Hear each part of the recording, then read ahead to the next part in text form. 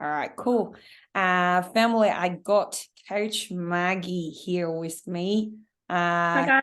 It feels like she's a coach always behind the screen, but she's really in our daily journey at TRG with you guys.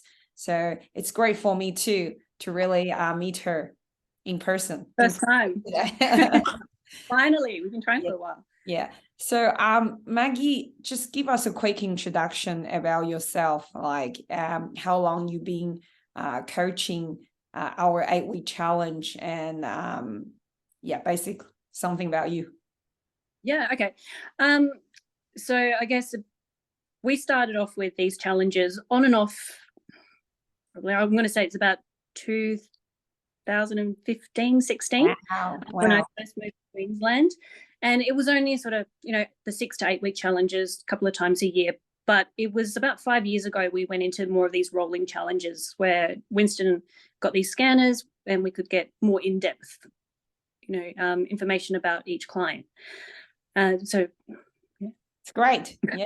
Wow. So almost 10 years, 8 or 9 years. Yeah. And I think we have helped probably thousands of people. Yeah, it's Probably. been a lot. Yeah. Maggie, we got some common questions from client regarding eating side, because when people start to physically more engaged in training, in exercise, they start to want to look after a bit more on what they eat.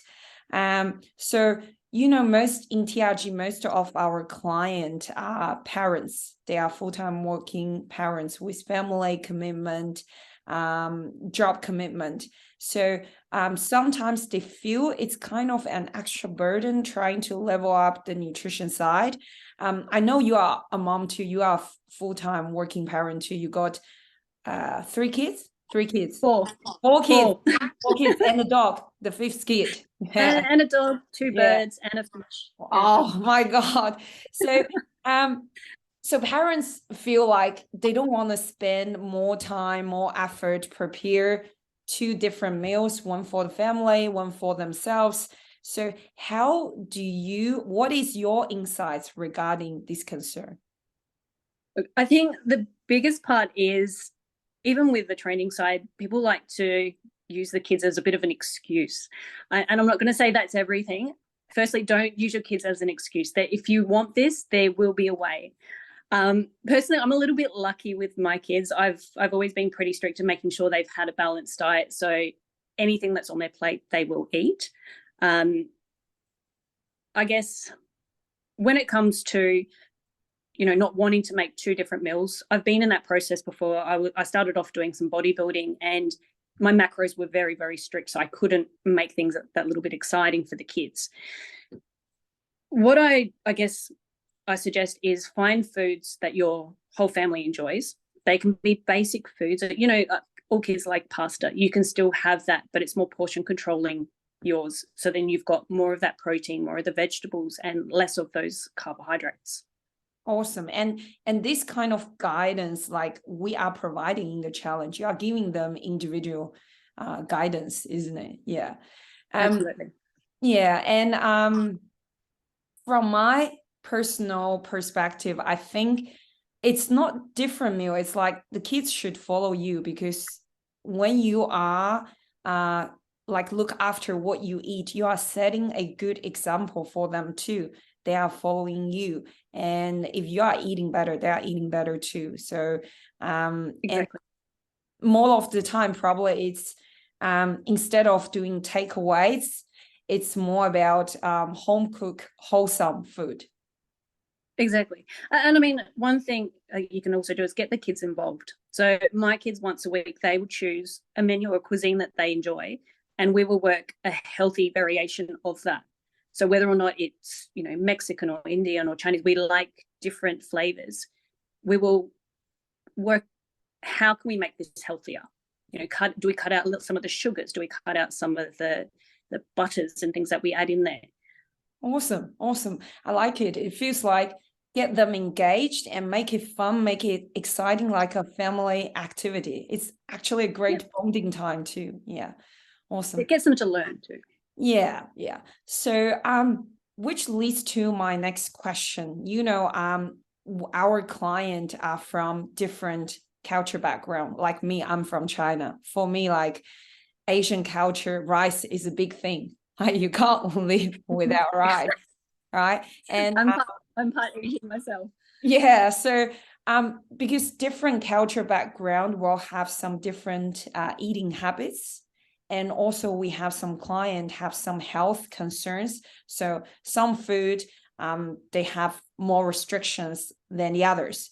So in case of this kind of scenario as a nutrition coach, how do you address those different situations, eating habit or eating So limitation? they are two different situations. So the first one, in terms of, I guess, the types of foods that you're eating, like you, I grew up eating rice for breakfast, lunch, and dinner, and all snacks in between.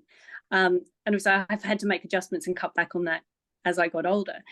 But it's not about sacrificing the foods that you do enjoy. A lot of different cultures, they do have a relatively balanced diet, but they eat too much of, let's say, the carbohydrates and not enough of the protein. So, for example, we have a lot of Asians and Indians within our challenges, and they like a lot of curries.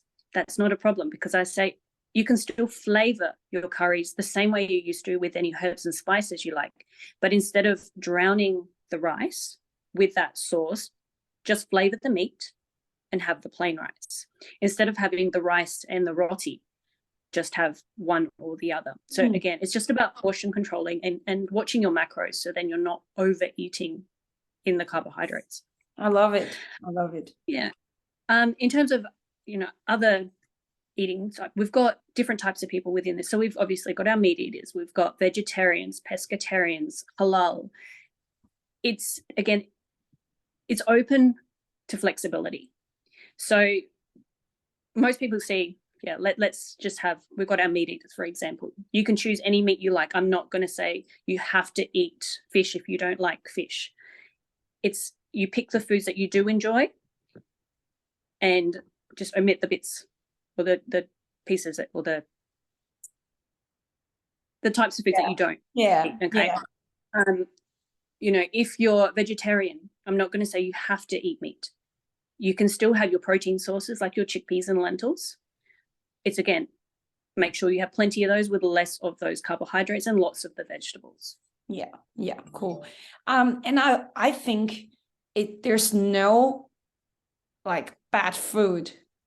Like we always say, oh, rice is bad or bread is bad. It's no such thing like that. Like you said, it's more about what is the better combination or portion size control. Yeah, exactly. It is about that, because we still need the carbohydrates for energy. If we cut those out completely, what do we have to use? We'll have enough energy within our training, so we're just going to be tired all the time.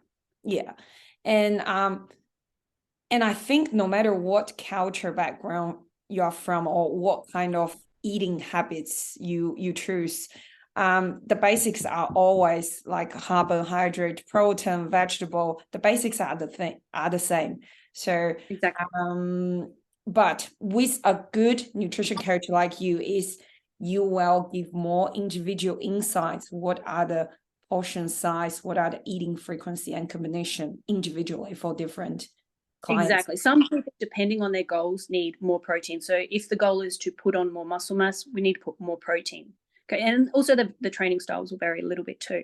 If they're trying to go for rapid weight loss, then we can go a little bit more aggressive on that.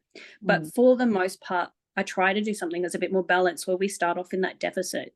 It's not a huge deficit. Most people find they're quite satisfied throughout, but then we work our way up into more performance-based eating, where we're focusing more on the training side. Because once you've got yourself into a routine of eating well, training well, the results are going to follow. That's it. Quite agree. Awesome. Next question is, some people feel follow the same meal plan. They feel it's getting a bit boring or a bit mundane, and they are looking for some varieties. So when we feel like that, what are some tricks or some tips you can give to the client to make eating more fun, more enjoyable. Yeah. Look, Eating healthy, more fun, more enjoyable. Sorry. basically what I send out is a template. Okay. That's not the exact foods that you have to make. So you have the option to choose the foods that you enjoy, any herbs and spices. There are certain bases that you can use, for example, like passata or tomato based sauces, soy sauces, vinaigrettes, things like that, that you can add into your meals to make it more exciting. So like I said, on a weekly basis, we choose something new that we've never tried before, and we'll add those flavors into it. Yeah, cool. And also, I heard from some clients you shared some secret recipe for some dessert like protein balls, or some healthy dessert. Like, there are different healthy options, healthy recipes. I find, if like I really want to satisfy my craving, but also like eat for a healthier option, I just have to do the work, put a bit more effort, do a bit of research. Yeah, there are definitely recipes out there. Like I said, my background was in bodybuilding, and my calories were very, very strict, and I've got a decent sweet tooth. So I had to do my research, and again, just play around with ingredients. So we found there was protein balls. They were quite good in calories. I even made a really decent, I don't like cheesecake, but my partner at the time really enjoyed it, and it was really low in calories.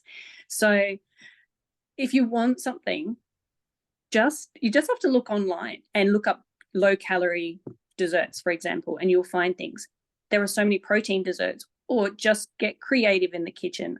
I spent years and years just playing around with recipes, trying to get things right. And, we make protein muffins, do all sorts of things just to try and curb those cravings. Nice. So I feel like a fit person, not just very dedicated in training, very disciplined in exercise, but also could be a good chef. Yeah. You could be creative and good. Yeah. Creative. Next question is, some clients, they achieve really good result after the 8 week. So they want to know, for future, is there a general direction of how to eat in a better way, in a more conscious way? Yeah. Okay. So depending on what you achieved in your challenge, if you hit your goals, then you can mix your macros up just that little bit. So we're not focusing too much on that muscle gain. We're looking more at maintaining. You can eat that little bit more for starters. Yeah, it really does depend, I suppose. But once you've got a baseline, so let's say you hit your goal, you're as fit as you've ever been before, you don't have to be so strict on the nutrition. Like, I don't expect you to be weighing all your food or counting calories or anything like that.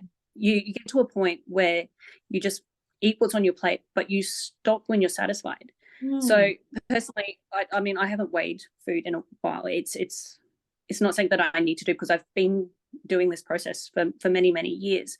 But I look at it and I go, look, I've got plenty of protein on there. I've got plenty of vegetables on there. Do I need all those? No, I'm pretty full. I've had enough. So I don't want people, even in the challenge, to overthink the process. Yeah. Keep it simple. Yeah. Enjoy it. Yeah. Otherwise, you will set yourself up for failure. I love it. This is really great. Really great.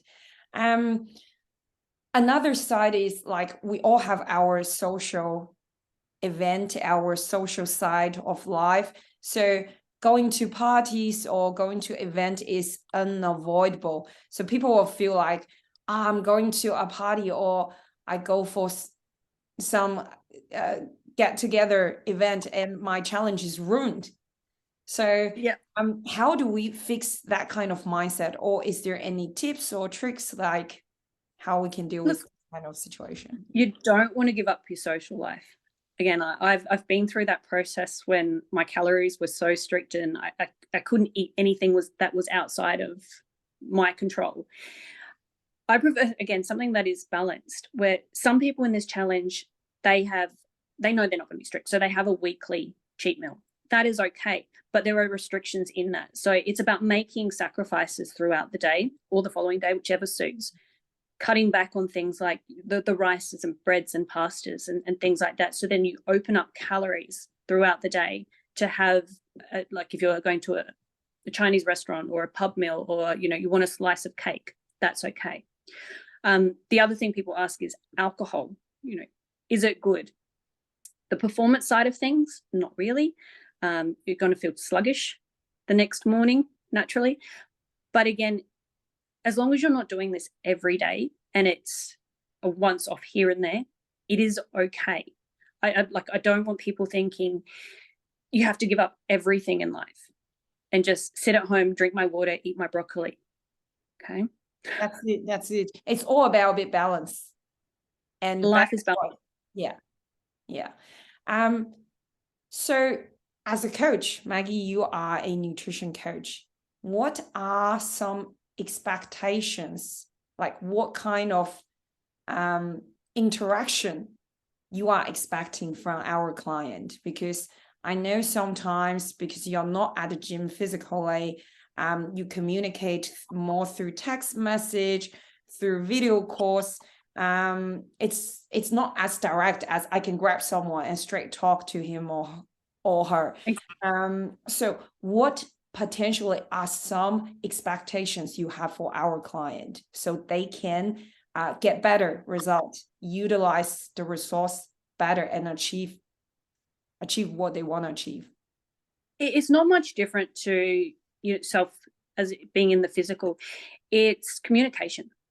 You know, if you're struggling with anything, I can't help unless you tell me. So message me. I say, just message me anytime. Don't wait for our weekly call, because if you've got a craving for something, I'd rather you tell me and I'll work out how to fit that into your day than you have that on top of and then go, no, I've had a bad day, and then back it up with another bad day. Okay. I've got people that message me at 3 a.m. That's okay. You know what? Because the first class starts at 5 a.m. So they're already coming to gym. I have a 1.5-year-old. I'm usually up before then anyway. Yeah, I love it. I love what you said. Communication is key. No matter far or near, it's always stay open. I would say sometimes stay vulnerable. Like just give everything to coach. Trust the coach. And trust the coach will help you. No judging, no criticizing, but careful. No silly questions at all. We've kind of heard it all before, but again, we're here to help. And if you don't let us know that you're struggling with something, we can't help. That's it. Okay. I love it. Awesome. That's all the question from my side. I really love I really love our conversation today. It's great insights for me personally too. I hope our client can get bits and pieces, help them to have a better mindset, some better ideas how they're gonna go through this challenge, and potentially after the challenge to keep carry on in a healthier eating routine, eating habit.